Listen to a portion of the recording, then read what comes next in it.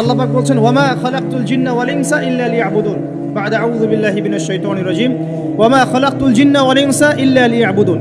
আল্লাহ পাক আপনাকে আমাকে প্রথম যে দায়িত্ব দিচ্ছেন সেটা হচ্ছে এই, আমি মুসলিম, আমি নারী হই, পুরুষ হই, যুবক হই, যুবতী হই, যেই হই না কেন, আল্লাহ পাক আমাকে বলছেন ওয়ামা খালাকতুল জিন্না ওয়াল ইনসা ইল্লা লিয়াবুদুন। দেখো, আমি জিন আর মানব জাতিকে শুধুমাত্র আমার ইবাদত করার জন্যই দুনিয়ায় পাঠিয়েছি, আর কোনো কারণ নাই। এই যে আল্লাহ পাক আমাদেরকে 60 বছর 70 বছর হায়াত দিয়েছেন, একটা কারণ, অনলি একটা, ইল্লা লিয়াবুদুন, যাতে আমরা আল্লাহর ইবাদত করতে পারি। আবার বোঝেন, আল্লাহ পাক আমাদেরকে দুনিয়াতে শুধু তার ইবাদত করতেই পাঠিয়েছে। আল্লাহ পাক এখানে একটা পরীক্ষায় ফেল করেছি হতাশ হয়ে আত্মহত্যা করতে পারেন নাই। আল্লাহ পাক এখানে একটা মেয়ের পিছনে ঘুরে জীবন নষ্ট করতে পারেন নাই। আল্লাহ পাক এখানে আমাদেরকে ধর্ষণের সেঞ্চুরি করতে পারেন নাই। আল্লাহ পাক এখানে আমাদেরকে অন্যায়ভাবে অন্যের সম্পদ আত্মসাৎ করতে পারেন নাই। মাদকের যে ভয়াল থাবা চলছে, এর মধ্যে নেশায় বুধ হয়ে যাওয়ার জন্য আল্লাহ পাক আমাদেরকে পাঠান নাই। কি জন্য পাঠিয়েছে? পলিটিক্যাল মারামারি করতে আল্লাহ পাঠান নাই আমাদেরকে দুনিয়ায়। সোশ্যাল ক্ষমতার দ্বন্দ্বে লিপ্ত হওয়ার জন্য পাঠান নাই। মিলস, ইন্ডাস্ট্রিজ এন্ড ফ্যাক্টরিজের নেশায় বুধ হয়ে পরকাল ভুলে যাওয়ার জন্য আল্লাহ এখানে পাঠান নাই। আল্লাহ পাক একটা রিজনে পাঠিয়েছেন, অনলি একটা। এবং এই দায়িত্বটা আল্লাহ পাক কিন্তু কড়াই গন্ডায় উসুল করে নেবেন আমাদের কাছ থেকে। ভাববেন না আল্লাহ পাক এই পুরো মহাবিশ্ব খেলার ছলে সৃষ্টি করেছেন, এমন নয়। আল্লাহ পাক বলছেন আমি এই মহাবিশ্বকে খেলার ছলে সৃষ্টি করি নাই।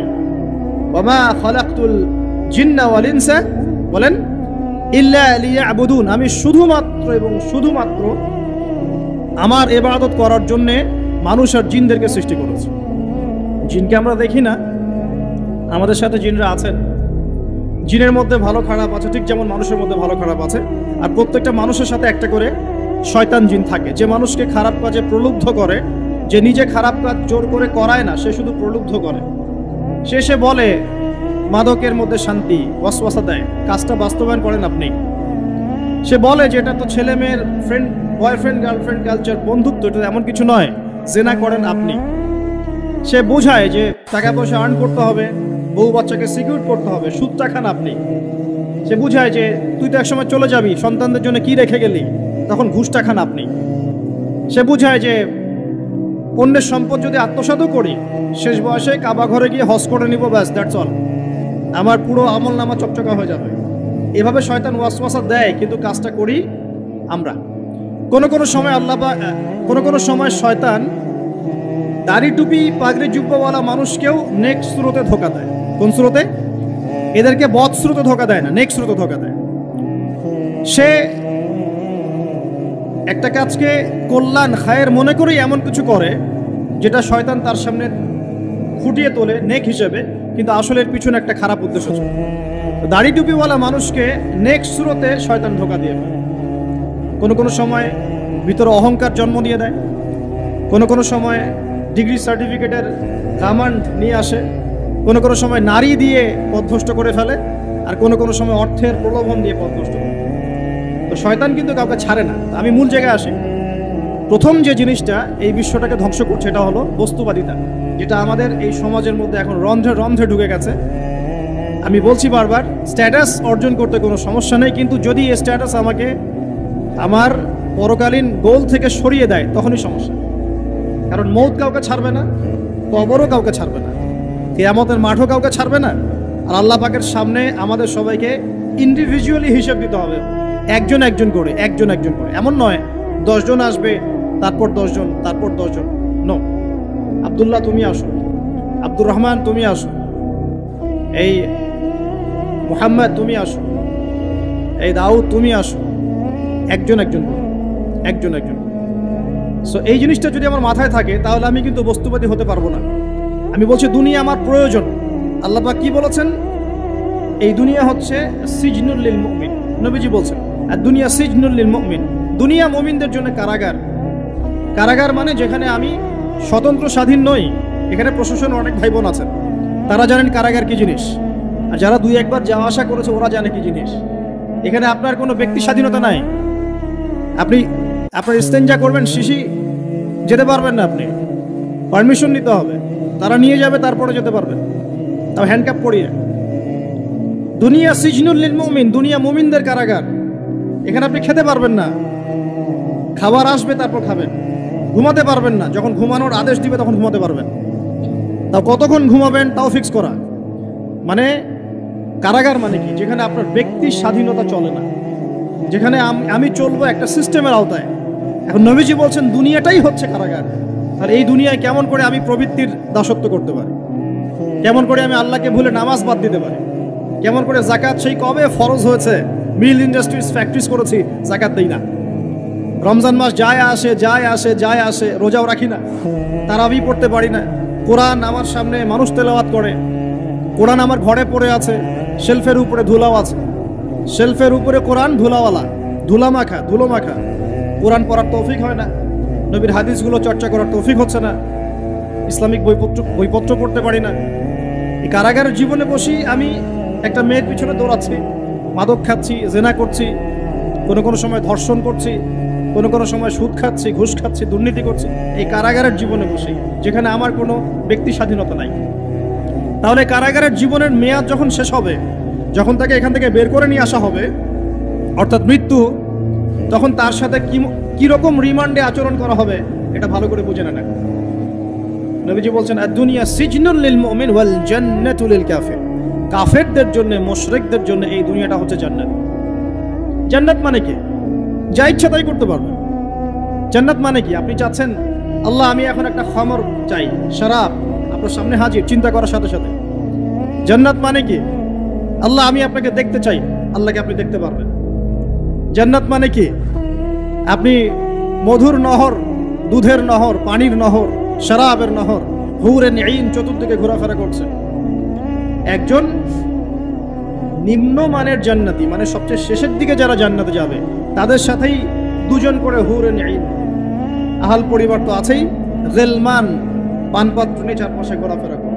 জান্নাত মানে কি? যেখানে যা ইচ্ছা তাই করা যাবে, বলার কেউ নাই, বাধা দেওয়ার কেউ নাই, সেখানে কোনো মৃত্যু নাই, সেখানে কোনো অহেতুক কথাবার্তাও নাই, কোনো গাল গল্প নাই, কোনো মিথ্যা নাই, কষ্টের ক্লেশ মাত্র নাই, থুতু ফেলতে হবে না। জান্নাত মানে থুতু ফেলতে হবে না। জান্নাত মানে হাঁচি হবে না, নাক ঝাড়তে হবে না। জান্নাত মানে ইস্তেঞ্জা, পেশাব পায়খানা করার টেনশন নাই। মানুষ খাবার খাবে, একটা ঢেকুর তুলবে, ব্যাস খাবার হজম হয়ে গেছে। আর জান্নাতের সবচেয়ে বড় বিষয়টা কি? আল্লাহ পাককে আমরা এই চোখ দিয়ে দেখতে পারবো। আর তার সমকক্ষ একটা বিষয় হচ্ছে আল্লাহ পাক বলে দিবেন যে আমি তোমাদের সবার উপর সন্তুষ্ট হয়ে গেলাম, যাও কোনোদিন অসন্তুষ্ট হবে। ব্যাস, দ্যাটস অল। এখন আপনি যত কিছুই করেন এই বস্তুবাদী জীবনে, মনে একটা ভয় থেকে যাবে। আপনি বিশ্ব নেতা হয়েছেন, বড় শিল্পপতি হয়েছেন, পলিটিশিয়ান হয়েছেন, ইকোনমিস্ট হয়েছেন, মনে একটা ভয় থেকে যাবে যে মরতে আমাকে হবেই, আল্লাহ আমাকে ধরবেই, হিসেব আমাকে দেওয়া লাগবেই, কবরে আমাকে একাই যাওয়া লাগবেই, আমাকে কিয়ামতের মাঠে দাঁড়াতে হবে আল্লাহর সামনে। মনে একটা ভয় কাজ করে, যদিও বাইরে মানুষ দেখায় যে কোনো ভয় নাই। মানুষ বাইরে অভিনয় করে, মানুষ সমাজের মানুষের সাথে বাইরে একটা অভিনয় করে। কোনো ক্ষেত্রে আমরা নিজেরাই নিজেদের সাথে অভিনয় করি। কথা সাহিত্যিক হুমায়ুন আহমেদের নাম শুনেছেন? ইন্তেকাল করেছেন। একটা সময় ছিল আমরা স্কুলে পড়তাম, কলেজে পড়তাম, মাঝে মাঝে টুকটাক এ ধরনের কিতাব বইপত্র পড়া হয়েছে। হিমু, মিসির আলী এইসব পড়া হয়েছে। শরৎচন্দ্র, বঙ্কিমচন্দ্র, রবীন্দ্রনাথ, নজরুলের কবিতাগুলো, ইভেন শেক্সপিয়ার, অ্যাডাম স্মিথ সহ, যিনি অর্থনীতির জনক। যাই হোক, তিনি তার বইয়ের মধ্যে লিখেছিলেন যে এই পুরো দুনিয়াটা হচ্ছে অভিনয়ের মঞ্চ। কথা সাহিত্যিক তিনি বলছেন তার মতো করে এই পুরো দুনিয়াটাই অভিনয়ের মঞ্চ, আর আমরা সবাই নিজ নিজ জায়গায় অন্যের সাথে অভিনয় করছি। কোনো ক্ষেত্রে আমরা নিজেদের সাথে অভিনয় করছি। তিনি বলছিলেন আমরা সবাই অভিনেতা, আর সবচেয়ে বড় অভিনেতা হচ্ছে পলিটিশিয়ান, কারণ তাদেরকে অনেক বড় মঞ্চে অভিনয় করতে হয়। এটা আমার কথা না, হুমায়ুন আহমেদের কথা, পড়ে দেখেন তো। আল্লাহ পাক পাঠিয়েছেন তার ইবাদত করতে, আর এই বস্তুবাদী জগৎ আমাদেরকে ভুলিয়ে দিল কিভাবে? কয়েকটা প্রলোভন দিল। প্রথম প্রলোভন হচ্ছে টাকা, তারপরে জীবনে কি করব, প্রতিষ্ঠিত হওয়ার চিন্তা, তারপরে চাই আরো চাই, এই একটা আকীদা দর্শন, তারপরে পরে আমার স্ত্রী সন্তান আহাল পরিবারের কি হবে। আর আরেকটা দর্শন আছে, এটাকে বলে চারবাক দর্শন। এবং দুঃখের সাথে বলতে হয়, আমাদের রবীন্দ্রনাথ ঠাকুর কিন্তু এই দর্শনের মানুষ ছিলেন। চারবাক কিরকম, তার কবিতা পড়লে দেখবেন লেখা আছে, দুহাতে যা পাও হাত পেতে নাও, দুহাতে যা পাও হাত পেতে নাও, বাকির খাতা শূন্য থাক, বাকির খাতা শূন্য থাক। ঠিক চারবাক দর্শন, এটা ফিলোসফি পড়েছেন, এখানে অনেক টিচারও আছেন আমি জানি, তারা এই কথাগুলো বুঝবেন। চারবাক দর্শন কেমন, ঋণ করে ঘি খাও, ঋণ করে ঘি খাও, যতদিন বাঁচবে সুখে বাঁচবে, এটা হলো চারবাক দর্শন। তো দুহাতে যা পাও হাত পেতে নাও, বাকির খাতা শূন্য থাক, মিল আছে না? ঋণ করে হলেও ঘি খান, যেভাবে হোক ঘি খান, মানে ঋণ করে হলেও ঘি খান, যতদিন বাঁচবেন সুখে বাঁচবেন। তাহলে এই দর্শনগুলো বস্তুবাদী না? বুঝতে পারছেন কিনা? মেটেরিয়ালিজম, বস্তুবাদিতা, মানে আপনি চোখের সামনে যা দেখছেন এই দুনিয়া, যেভাবে হোক অর্জন করে নেন, বাকির খাতা শূন্য থাক। ইসলামিক কনসেপ্ট এ টোটাল ডিফারেন্ট কনসেপ্ট। ইসলামের ঈমান, আকীদা, ইসলাম, পরকাল, মুহাম্মদ সাল্লাল্লাহু আলাইহি ওয়াসাল্লামের আদর্শ সম্পূর্ণ ডিফারেন্ট। আমরা বলি কি, এই দুনিয়াতে আমরা মুসাফির, দুনিয়াতে আমরা কি মুসাফির, কে কতদিন থাকবো কোনো ঠিক নাই। নবীজি বলছেন, হে আব্দুল্লাহ বিন ওমর, তুমি দুনিয়াতে মুসাফিরের মতো থাকো, সকালবেলা উঠলে সন্ধ্যার অপেক্ষা করো না, সন্ধ্যাবেলা হলে সকালের অপেক্ষা করো। দর্শনের মধ্যে কত পার্থক্য না, আকাশ পাতাল পার্থক্য না? এখন যদি এই বস্তুবাদী দর্শন দিয়ে আপনি চলাফেরা করেন, তাহলে তো আপনার লাইফের অ্যাম্বিশন হবে একটা ফ্ল্যাট, আর ওটা এনি হাও আপনাকে অ্যাচিভ করতে হবে, legal way or illegal way, আপনাকে অ্যাচিভ করতেই হবে, অ্যাচিভ করতেই হবে, যেহেতু আপনার মোটিভটা হচ্ছে মেটেরিয়ালিজম, বস্তুবাদিতা। আর নবী সাল্লাল্লাহু আলাইহি ওয়াসাল্লাম কি বলছেন, সকালে ঘুম থেকে উঠলে সন্ধ্যার অপেক্ষা করো না, সন্ধ্যাবেলায় থাকলে সকালের অপেক্ষা করো না। তুমি দুনিয়াতে মুসাফিরের মতো থাকো, তোমার যতটুকুতে দুনিয়া চলে যায় এতটুকুতে সন্তুষ্ট থাকো। নবীজি আরো বলছেন, তুমি কখনো উপরের দিকে চোখ দিয়ে হেঁটো না, রাস্তায় যখন হাঁটবে উপরের দিকে দেখো না, বরং তুমি দেখো যে তোমার নিচে কারা আছে। আবার বলছি, নবীজি বলছেন, তোমরা হাঁটবে যখন রাস্তায় চলাফেরা করবে, তোমাদের উপরের দিকে দেখবে না যে তোমাদের উপরে কারা আছে, অলওয়েজ দেখবা তোমাদের নিচে কারা আছে, তোমাদের চেয়ে খারাপ কারা আছে। এক ভাইকে আপনি দেখবেন আপনি সুস্থ, তার হাত নাই। আরেক ভাইকে দেখবেন আপনি সুস্থ, তার চোখ নাই। এক ভাইয়ের পা প্যারালাইজড হয়ে গেছে, এক ভাইয়ের বডি প্যারালাইজড, একজন হার্টের রোগী, একজন ডায়াবেটিসের রোগী। আপনি সুস্থ আছেন, অথচ ওই ব্যক্তির অনেক টাকা পয়সা আছে, আপনার নাই। এখানে কে ধনী বলেন দেখি, আপনি না সে? আপনার সুস্থতা আছে। আরেক ভাইয়ের অনেক বড় বড় ফ্ল্যাটস, কিন্তু আপনার এতটুকু নাই, ছোট্ট একটা বাসা। আপনার কষ্ট লাগে, আমারও যদি এমন হতো। ওই বাসায় গিয়ে দেখলেন যে ইন্টারনালি সে ব্যক্তি সুখে নাই, তার পরিবারে অশান্তি, তার পরিবারে হৃদ্যতা ভালোবাসার বন্ধন নাই, আপনার পরিবারে আছে। একটা রিক্সাওয়ালা সারাদিন রিক্সা চালিয়ে 500-1000 টাকা আর্ন করে বাসায় চলে গেল, গিয়ে বাসা আলু ভর্তা, ডিম ভাজা, ডাল দিয়ে ভাত খাচ্ছে, সুখে আছে দিব্যি, বউয়ের সাথে গল্প করছে, চাঁদ দেখছে। আর সেই তো কবে আপনি ওয়াইফ কিনে চাঁদ দেখেছেন ঠিক নাই, আপনি টাকা অর্জন করার নেশায় বছরের পর বছর স্ত্রী থেকে দূরে আছে, দেখারই সৌভাগ্য হয় না। আসলে সুখ কাকে বলে, সুখটা কি জিনিস, ঢাকাবাসীকে সুখ বোঝানো দরকার। সুখটা কি জিনিস? সুখটা হচ্ছে ইন্টারনাল পিস।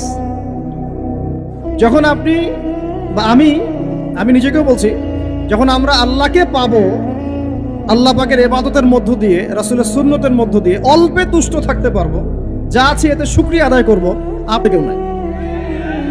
কেউ নাই দুনিয়াতে। কিন্তু বস্তুবাদিতা আপনাকে এই আকীদা আদর্শ থেকে সম্পূর্ণ ডিমোটিভেট করে দেবে। আপনাকে খালি চাই আরো চাই, ওই যে দু হাতে যা পাও হাত পেতে নাও, বাকির খাতা শূন্য থাক। আর আমাদের দর্শন, দু হাতে যা পাও হাত পেতে নাও না, বরং দুনিয়াতে যতটুকু পাও এতটুকুতে সন্তুষ্ট থাকো, বাকির খাতা শূন্য থাক না, বাকির খাতা পূর্ণ হোক। মানে পরকালটা বাকির খাতা না, ওই পরকালের বাকির খাতাটা পূর্ণ হোক। প্রয়োজনে দুনিয়ার সব চলে যায় যাক, প্রয়োজনে দুনিয়ার সব যদি চলেও যায় যাক, তারপরে বাকির খাতা কি হোক? পূর্ণ হোক। এটাই আল্লাহ রাব্বুল আলামিন সূরা আ'লার মধ্যে বলছেন, বাল তুসিরুনাল হায়াতাদ দুনিয়া, তোমরা এই দুনিয়ার জীবনটাকেই প্রাধান্য দিয়ে থাকো, ওয়াল আখিরাতু খায়রুন ওয়া আবকা, কিন্তু আখিরাত হচ্ছে সবচেয়ে উত্তম। উত্তম এবং চিরস্থায়ী। তো প্রিয় ভাই এবং বোনেরা যারা আলোচনা শুনছেন, আজকে আমাদের প্রথম সবক হওয়া উচিত দুনিয়ার নেশায় আমরা না পড়ি। আল্লাহ পাক আমাদেরকে তৌফিক দান। এর মানে এই না আমরা দুনিয়ার প্রোগ্রেসে যাব না, অবশ্যই যাব, আমরা অবশ্যই যাব। পুরো নেশন জাতিগতভাবেই আমাদেরকে এই ওয়ার্ল্ডের সমকক্ষ তো হতে হবে, হবে কি না? আমরা কি ওয়ার্ল্ডের সমকক্ষ হতে পেরেছি? আপনাদের কি মনে হয় যে মিলস, ইন্ডাস্ট্রিজ, ফ্যাক্টরিজ, সেতু, ফ্লাইওভার এইগুলো করলেই মনে হয় যে ওয়ার্ল্ডের সমকক্ষ হওয়া যায়? প্রত্যেক জনগণ ভিতর থেকে সুখী কিনা, তাদের অন্ন, বস্ত্র, চিকিৎসা, শিক্ষা, বাসস্থান, এই যে মৌলিক চাহিদা, বেকারত্ব ঘোচানো, তিন বেলা খেয়ে পরে বাঁচা, জীবনের অধিকার, সিকিউরিটি, এই জিনিসগুলো আমাদের নিশ্চিত হচ্ছে কিনা, এটা হচ্ছে আপনার উন্নতির মানদণ্ড। উন্নতির মানদণ্ড কি? আমরা এখন যেখানে আছি না, 1776 সালে অ্যাডাম স্মিথ তার চেয়ে আগের জায়গায় ছিলেন। 1776 সালে অ্যাডাম স্মিথ একটা বই লিখেছেন, তার নাম হচ্ছে যে দ্য ওয়েলথ অফ নেশন, এই কিভাবে একটা রাষ্ট্রের ওয়েলথ ফাংশন করে। ওই 1776 সালে তিনি যে চিন্তাগুলো করেছেন, এখন পর্যন্ত আমরা সেই চিন্তা বাস্তবায়ন করতে পারি নাই। 1776 সালের চিন্তা, কিন্তু ওই চিন্তা বাস্তবায়ন করেছে পশ্চিমারা। পশ্চিমা সভ্যতা যেটা আপনি দেখছেন দাঁড়িয়ে আছে, এই একটা বইয়ের উপর দাঁড়িয়ে আছে। যেমন একটা এক্সাম্পল দিই, আলোচনা কঠিন হয়ে যাবে, অন্যদিকে যাব। আমরা মনে করি যে অর্থনীতি আমরা নিয়ন্ত্রণ করব, ঠিক আছে, অর্থনীতির পুরো বিষয়গুলো আমরা নিয়ন্ত্রণ করে আমরা সমৃদ্ধি নিয়ে আসবো। আসলে বিষয়টা কি জানেন? অর্থনীতির নিজের একটা ফ্লো আছে, ও নিজেই নিজেকে নিয়ন্ত্রণ করে, এবং তার উপর একটা ইনভিজিবল হ্যান্ড থাকে, অদৃশ্য হাত, যেটা আমরা বলি আল্লাহ রাব্বুল আলামিন। আল্লাহ রাব্বুল আলামিন এই পুরো অর্থনীতিকে নিয়ন্ত্রণ করে। আমরা যখন সেটাকে ইন্টারফেয়ার করতে যাব, তখন ইকোনমি কলাপস করে যাব। এই যে করছে কলাপস। আরো ব্যাপার আছে, শুধু ব্যবসা, অর্থনীতি, এক্সপোর্ট ইম্পোর্ট, এগুলোকে তিনি জাতির মানদণ্ড বলতেন না। তিনি বলতেন যতক্ষণ পর্যন্ত জাতির প্রত্যেক ব্যক্তির মধ্যে এথিক্স না আসবে, নীতি যতক্ষণ পর্যন্ত না আসবে, আপনি করাপশন থামাতে পারবেন না। তাই হয়েছে না? শুধু ব্যবসা না, আদর্শ কতটুকু আছে? এই যে আপনি দেখছেন বিভিন্ন জায়গায় ভেজাল খাবার খাওয়াচ্ছে, ওদের কি টাকার অভাব আছে? ওদের টাকার কিন্তু অভাব নাই। নেম ফ্রেমের কোনো ঘাটতি আছে? এস্টাবলিশড বিজনেস, তাহলে কেন আপনাকে ভেজাল খাওয়াবে? কারণ তার মধ্যে এথিক্স নাই, নীতি নাই। এই জন্য জাতির প্রত্যেক সদস্যকে, মানে প্রত্যেক জনগণের প্রত্যেককেই আগে নীতিগত শিক্ষা দেওয়া উচিত। আর এই কাজটাই করে ইসলাম। বলে সুবহানাল্লাহ। এই এথিক্স এবং নীতি শেখায় কে? ইসলাম।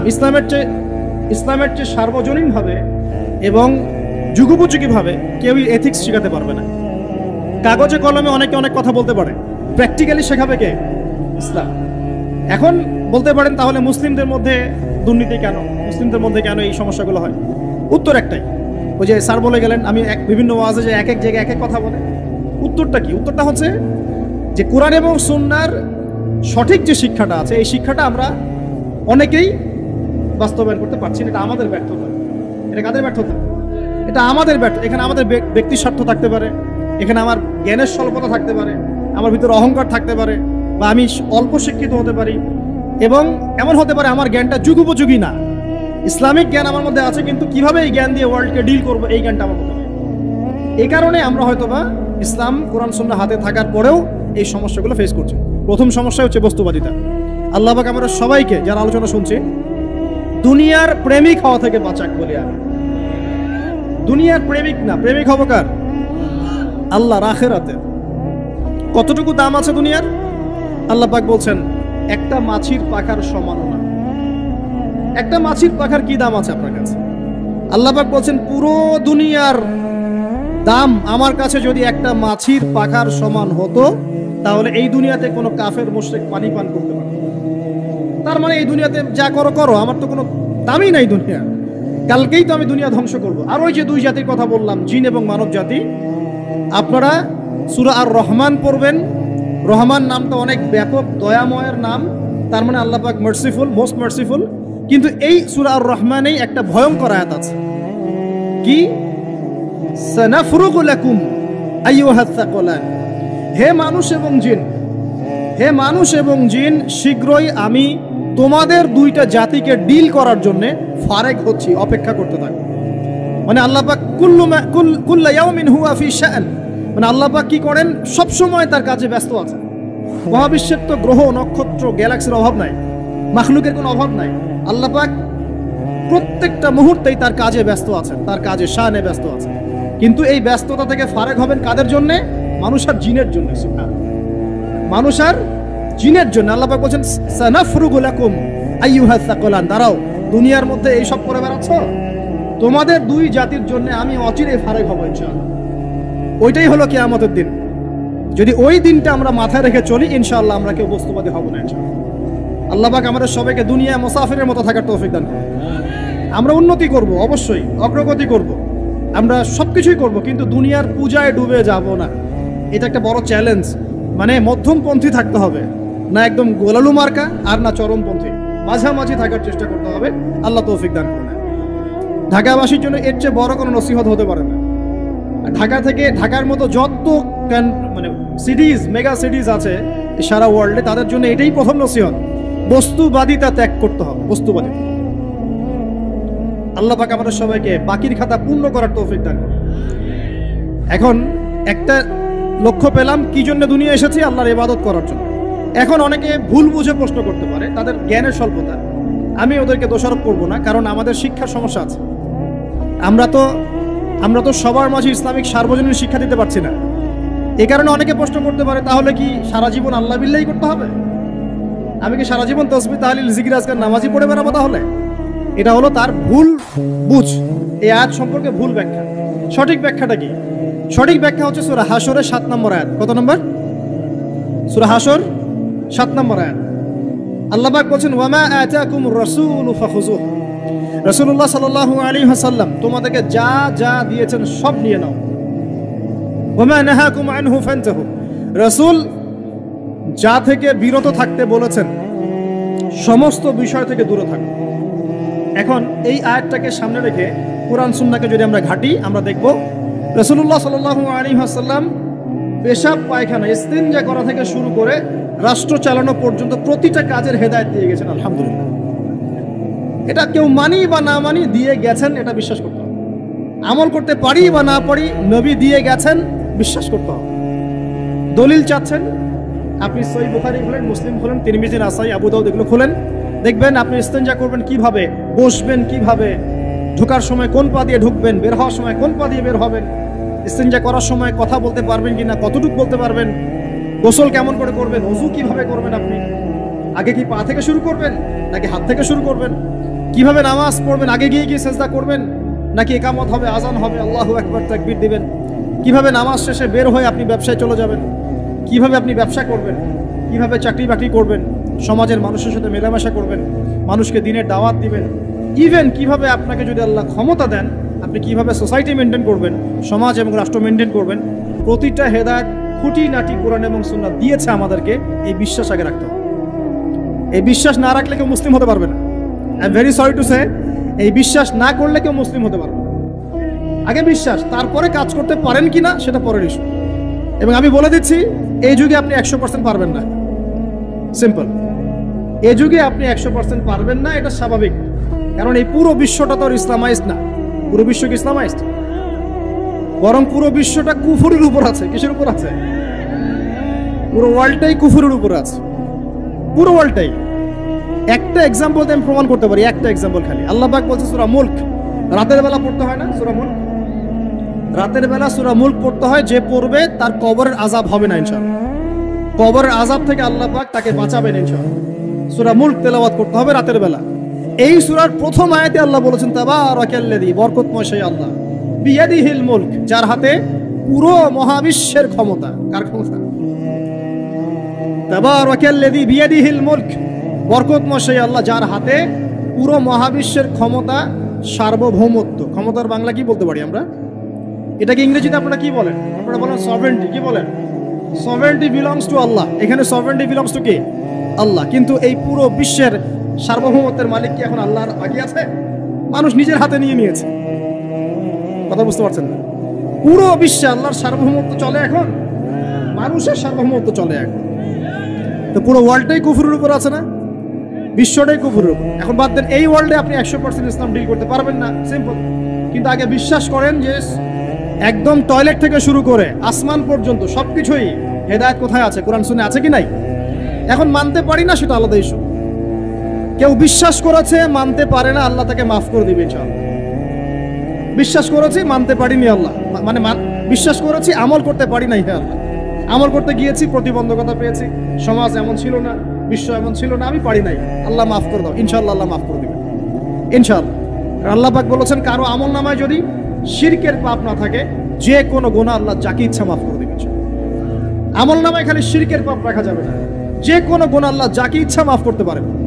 বুঝাচ্ছি, মনে করেন একজন জেনা করেছেন, আল্লাহ মাফ করুন। ওই জেনাকার ব্যক্তি যদি বিনা তওবাতেও মারা যায়, তওবা করে নাই, বিনা তওবাতেও মারা যায়, কাল কিয়ামতের মাঠে আল্লাহ পাক তাকেও মাফ করতে পারেন।